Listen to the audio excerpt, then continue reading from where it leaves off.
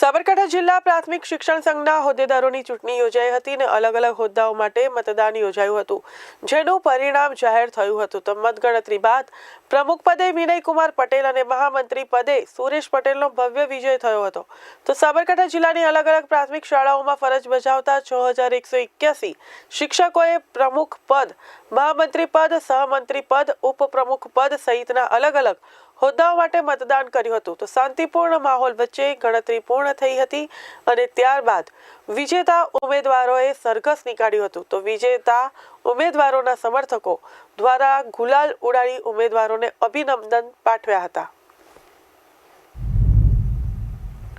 આજરોજ સાબરકાંઠા જિલ્લા પ્રાથમિક શિક્ષક સંઘની નવા હોદ્દેદારોની ચૂંટણી માટે કુલ 4 હોદ્દા માટે કુલ 11 ઉમેદવારો મેદાનમાં હતા.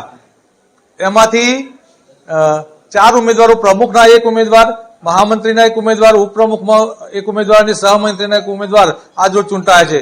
કુલ 5870 નું મતદાન હતું. તેમાંથી પ્રમુખ તરીકે વિનયકુમાર જયંતિભાઈ પટેલ, કેશરપુરા પ્રાથમિક શાળા, તેમજ મહામંત્રી તરીકે સુરેશકુમાર વિઠ્ઠલભાઈ પટેલ, સ્ટેશન શાળા ખેડબ્રહ્મા, અને મનોજકુમાર ગામેતી, વિજયનગર કોડિયાવાડા CRC, તેમજ સહમંત્રી તરીકે પિનલકુમાર અતુલભાઈ પટેલ ભારે રસાકસી બાદ આજની ચૂંટણીમાં ચૂંટાયેલા જાહેર કરેલી છે.